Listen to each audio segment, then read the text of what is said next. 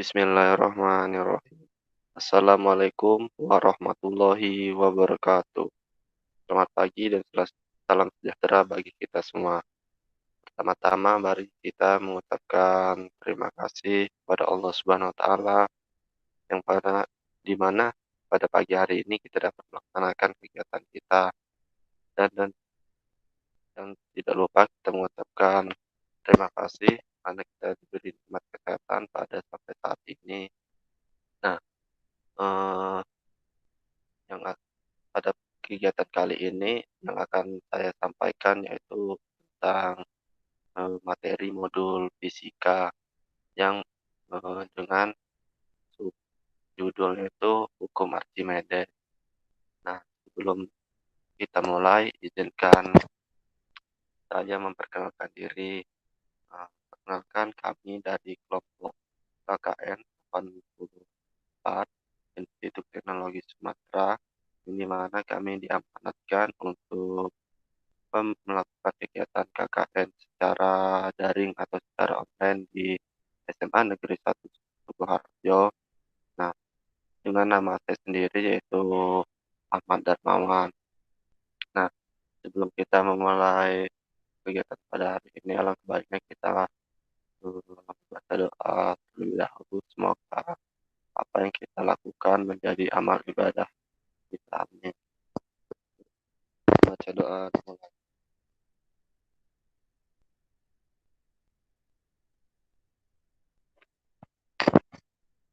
Ya, kita lanjutkan kegiatan pada kali ini. Nah, teman-teman sekalian, pasti kan pernah dengarlah hukum Archimedes itu apa kan? Kan sudah tahulah ada gambar-gambarannya.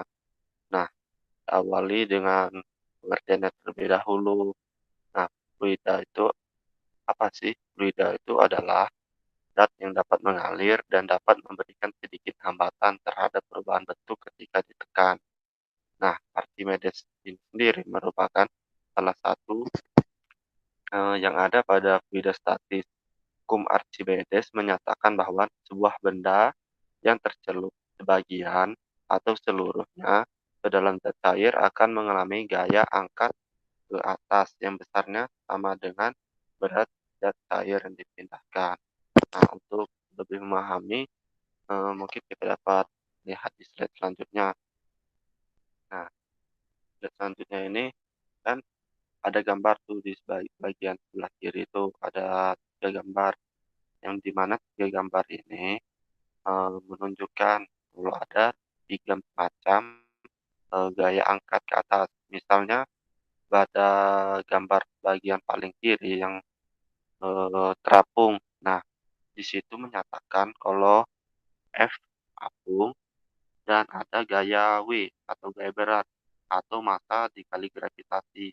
Nah, benda itu dapat dinyatakan terapung jika F apung itu lebih besar dibandingkan dengan gaya berat, di mana eh, F apungnya itu dapat dicari dari rumus yang di sebelah kanan.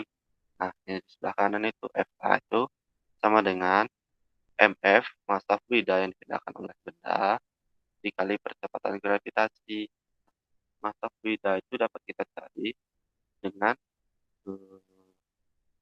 uraian atau massa jenis dikali volume, atau FA itu sama dengan rho F dikali V BC atau volume benda yang tercelup dalam fluida dikali percepatan gravitasi.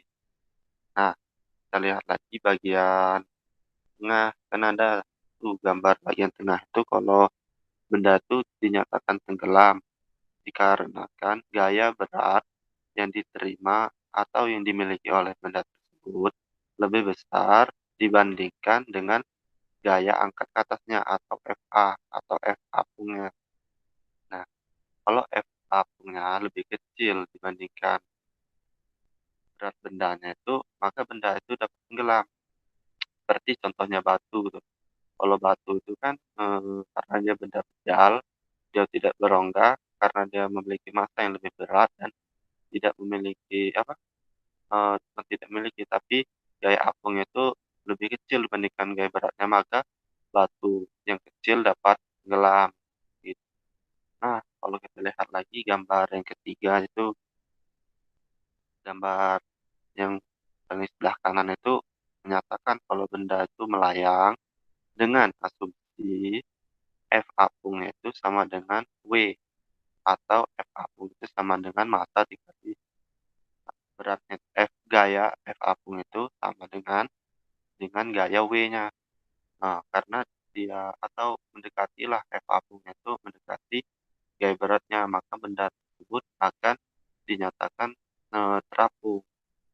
Nah, lebih jelasnya lagi, Fa itu sama dengan gaya ke atas yang dialami sebuah benda dengan satuan Newton. Nah, lalu ada massa F atau massa fluida sama dengan massa fluida yang dipindahkan oleh benda dalam satuan kilogram. Lalu ada rho F atau massa jenis fluida dengan satuan kilogram per meter kubik. Lalu ada volume benda tercelup dalam fluida dalam satuan kubik. Lalu ada percepatan gravitasi dengan satuan meter per sekon kuadrat. Kita lanjutkan lagi. Nah, kan tadi kita lihat gambaran kecilnya kalau ada yang terapung, ada yang tenggelam, ada yang melayang. Nah, kita jelaskan lebih detail itu. Terapung itu misalkan jika sebuah balok kayu dicelupkan seluruhnya ke dalam air, gaya apungnya itu lebih besar dibandingkan berat balok kayu tersebut, atau Fa lebih besar dibandingkan W, atau jenisnya, atau berat balok tersebut W. Sehingga balok kayu bergerak ke atas sampai gaya apung sama dengan berat balok kayu. Pada saat itu bagian balok kayu muncul ke permukaan air. Peristiwa itulah disebut dengan mengapung. Jadi kan teman-teman lihat sendiri kalau ada benda yang terapung tadi, itu karena diakibatkan gaya apungnya itu eee, lebih besar dibandingkan gaya berat. Nah, selanjutnya itu ada melayang. Benda melayang itu terjadi apabila seluruh bagian benda tercelup ke dalam zat air, tetapi tidak menyentuh dasar zat air. Sebuah benda akan melayang dalam zat air apabila gaya ke atas bekerja pada benda sama dengan berat benda. Apabila balok kayu dicelupkan ke dalam zat cair dan balok kayu berada di antara permukaan dan dasar bejana, maka hal ini terjadi karena gaya apung sama dengan berat balok kayu, atau Fa-nya sama dengan W, berat benda. Peristiwa ini disebut melayang. Kan teman-teman tadi lihat ada gambar di paling sebelah kanan, eh, gambarannya lah kalau melayang itu seperti mana, seperti apa. Nah, dia itu tidak menyentuh bagian bawahnya maupun tidak muncul bagian ke atas, tetapi dia berada di tengah-tengah antara dasar dan permukaan air. Maka benda tersebut dinyatakan melayang. Lalu tenggelam. Nah, tenggelam ini misalnya jika logam dimasukkan ke dalam zat cair, maka gaya apung akan lebih kecil dari beratnya, atau Fa-nya itu gaya apung itu lebih kecil dari beratnya W. Akibatnya logam akan berada di dasar bejana. Peristiwa ini disebut tenggelam. Nah, teman-teman dapat lihat di gambar bagian tengah yang sebelumnya tadi kan ada yang tenggelam bagian tengah ini. Itu dikarenakan F apung itu lebih kecil dibandingkan berat bendanya, atau berat bendanya lebih besar lah, maka benda tersebut tenggelam. Nah, untuk syarat-syarat kalau benda itu dapat dinyatakan mengapung, melayang, tenggelam. Nah, dengan syarat pada bagian mengapung, benda itu harus dengan syarat Fa, gaya apungnya itu sama dengan W minimal. Lalu rho bendanya itu lebih kecil dibandingkan rho air. Nah, dengan volume bendanya itu lebih besar dibandingkan volume fluida. Nah, kalau dia melayang itu semua bagiannya seperti gaya apung itu harus dengan berat bendanya, lalu, massa jenis bendanya itu harus sama dengan massa jenis fluidanya, lalu ada volume bendanya itu, eee, harus lebih apa, lebih harus sama dengan volume fluida. Lalu ada tenggelam. Nah, tenggelam ini sendiri gaya angkat ke atasnya atau gaya apungnya itu harus lebih kecil dari ya beratnya itu sendiri. Lalu, eee, massa jenis bendanya itu lebih besar dibandingkan massa jenis fluida. Maka benda itu, dapat tenggelam karena massa jenisnya itu lebih besar lah dibandingkan massa jenis fluidanya. Nah, dengan volume bendanya itu sama dengan volume fluida.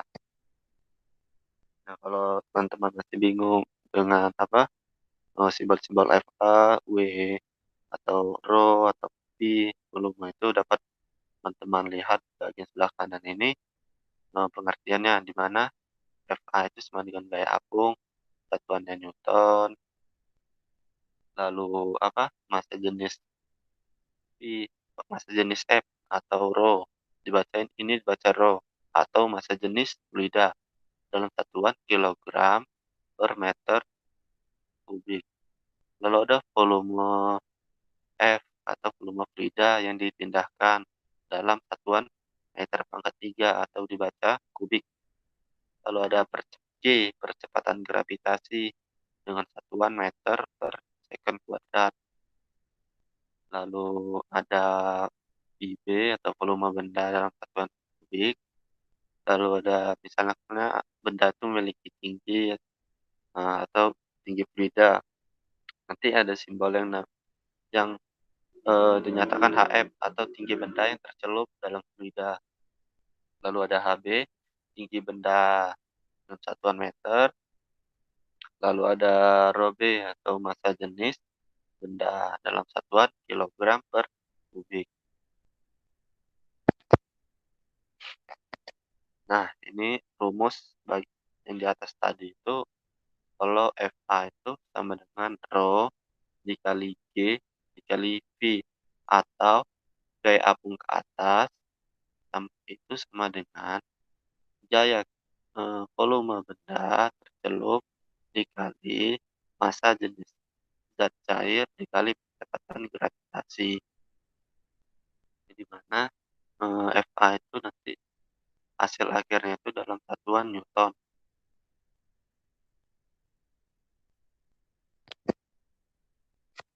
Nah, mari kita untuk lebih memahami kita eee, inilah mengerjakan contoh soalnya.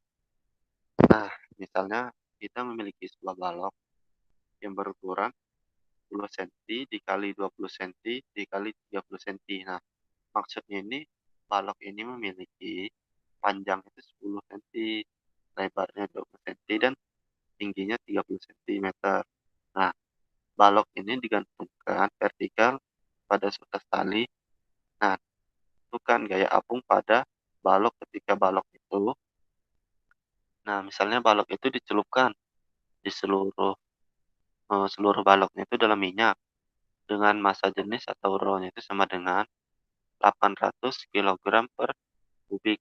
Nah, yang asumsi keduanya itu jika dicelupkan 3/4 bagiannya dalam air, yang dimana Rho air itu sama dengan 1000 kilogram per meter kubik. Nah, pertama-tama kita mencari volume bendanya atau volume balok. Nah, volumenya itu kita jadikan dulu dari senti ke meter. Tadi kan awalnya 10 cm, kita jadikan 0,1 meter, lalu dikali 20 cm kita jadikan meter, jadi 0,2 meter. Nah, yang 0,3 itu awalnya kan 30 cm, dijadikan meter juga, jadi 0,3 meter.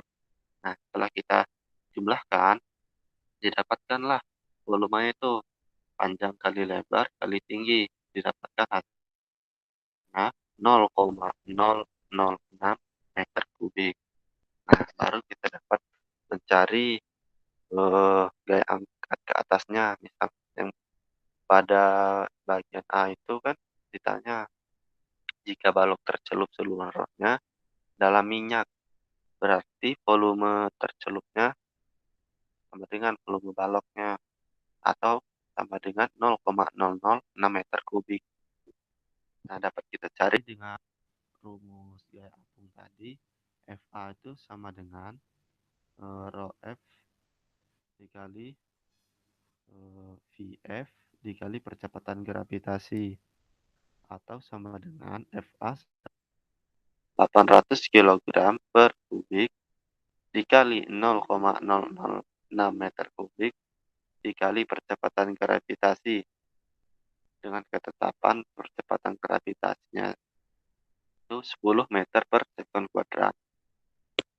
Setelah kita jumlahkan, nanti meter pangkat 3 dikali meter pangkat 3 dapat dicoret dan didapatkan hasil 48 kg meter per sekon kuadrat atau 48 Newton. Lalu pada bagian B, jika balok tercelup 3/4 bagian baloknya itu tercelup 3/4 dalam air. Nah, misalkan baloknya panjang 4 cm itu.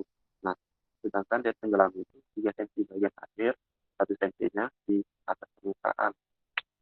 Nah, kita kalikan 3/4 itu dikali 0,066 meter maka 3 atau 0,066 meter kubik, maka kita dapatkan hasil itu 0,0045 meter kubik. Nah, kita masukkan, diskusikan lagi ke dalam persamaan gaya apung. Sama persis seperti bagian A. FA sama dengan rho F dikali VF dikali G. Sama dengan FA sama dengan, kita masukkan rho F. Fluida air itu berapa? Tadi diketahui kan 1000. Kita masukkan 1000 kg per kubik. Lalu VF. Nah, VF-nya ini kita gunakan VF tercelupnya atau volume fluidanya, fluida yang tercelup dalam fluidanya, sama dengan dikali 0,0045 meter kubik dikali percepatan gravitasinya 10 meter per sekon kuadrat. Didapatkan hasilnya 45 kg meter per sekon kuadrat, atau jika di satuan Newton sama dengan 45 Newton. Nah, ada contoh soal lainnya, misalnya potong mata uang logam dicelupkan dalam fluida A dengan massa jenis fluida A itu 0,8 gram per centimeter kubik. Mengalami gaya angkat ke atasnya sebesar FA, dan jika dicelupkan dalam fluida B dengan massa jenis B-nya itu sama dengan 0,7 gram per centimeter kubik. Mengalami gaya Archimedes sebesar FB. Berapakah FA dan FB? Nah, jadi logam itu logamnya sama. Nah, logamnya sama ini, pertamanya itu dia itu dicelupkan di sebuah fluida A dinyatakan. Nah, dengan massa jenis fluidanya itu 0,8 gram per centimeter kubik pada fluida A itu. Dia itu mengalami gaya ke atasnya itu sebesar FA. Nah, sedangkan kita menggunakan logam yang sama, kita celupkan pada fluida B dengan massa jenis B 0,7 gram per centimeter kubik. Nah, mengalami gaya Archimedes sebesar FB. Nah, yang kita tanyakan itu perbandingan FA dan FB-nya nih, perbandingannya. Ya. Nah, pertama-tama kita tulis dulu, diketahui massa jenis A-nya itu tadi kan disoalkan sebesar 0,8 gram per centimeter kubik. Nah, eee, saya memohon maaf karena di sini ada salah penulisan yang seharusnya itu 0,8. Semoga, teman-teman dapat memahaminya. Ini sebenarnya 0,8. Nah, kita lanjutkan. Kan diketahui, massa jenis A-nya itu, lidah A-nya itu 0,8 gram per sentimeter kubik. Lalu ada massa jenis B-nya itu, sebesar 0,7 gram per sentimeter kubik. Nah, yang ditanyakan FA per FB. Nah, kita buat saja FA per FB, dengan persamaan yang di atas kan sudah ada F sama dengan rho F dikali VF dikali G. Kita substitusikan dalam persamaan di bawah ini. Jadi FA per FB itu sama dengan rho A dikali VA dikali G, atau massa jenis A dikali volume A dikali percepatan gravitasi sama dengan, eee, salah, atau rho A dikali FA dikali G per rho B dikali VB dikali G.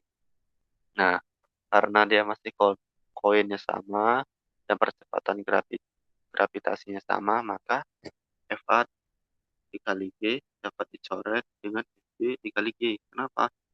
Karena kan dia masih koinnya sama. Nah, berarti volumenya kan sama, volume bendanya sama dan percepatan gravitasinya juga sama, dapat kita coret. Jadi FA per FB itu sama dengan rho A dikali rho B. Nah, lalu FA per FB itu sama dengan kita substitusikan. Rho A-nya tadi kan 0,8 gram per sentimeter kubik per 0,7 gram per sentimeter kubik. Dapat dicoret. Coret jadi 0,8 per 0,7 atau sama dengan 8 per 7. Jadi perbandingan dari FA per FB itu sama dengan 8 per 7. Nah, penerapan dari hukum Archimedes ini apa sih, Kak? Sebenarnya banyak di kehidupan kita sehari-hari penerapannya, seperti kapal induk yang Abang ambil konteksnya kali ini. Nah nah, kapal induk sini kan memiliki bentuk yang panjang dan lebar, yang memungkinkan pesawat tempur untuk dapat landing di atasnya dengan aman. Nah, pertanyaannya bagaimana sih, eee, kapal induk itu dapat mengapung? Sedangkan, batu yang kecil saja jika dicelupkan di air maka akan tenggelam. Nah, sedangkan ini kan, materialnya itu kan baja, baja yang di mana, eee, yang seharusnya kalau dia itu diletakkan di atas air maka akan tenggelam. Nah, apalagi bentuknya panjang dan lebar. Nah, itu, dapat kita analisa atau kita, pahami dengan hukum-hukum Archimedes yang kita pelajari di atas. Dia itu pastinya ada, gaya apungnya, dan gaya beratnya itu. Berarti kapal induk ini memiliki gaya apungnya itu lebih besar dibandingkan, gaya beratnya gaya berat dari kapal induk ini sendiri. Nah, dapat lebih jelasnya kita lihat di buoyancy force.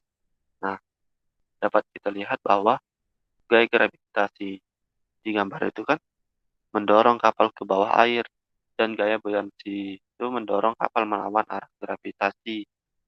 Nah, sehingga kapal pun akan mengapung dengan syarat, berat bendanya itu eee, lebih kecil dibandingkan gaya apungnya atau buoyancy force-nya FA, atau rho badan kapal lebih kecil dibandingkan rho air. Teman-teman dapat lihat, ada gaya gravitasi menekan benda ke bawah, lalu ada gaya buoyancy force yang mengangkat ke atas. Nah, kita ambil contoh dari kapal induk yang di atas itu.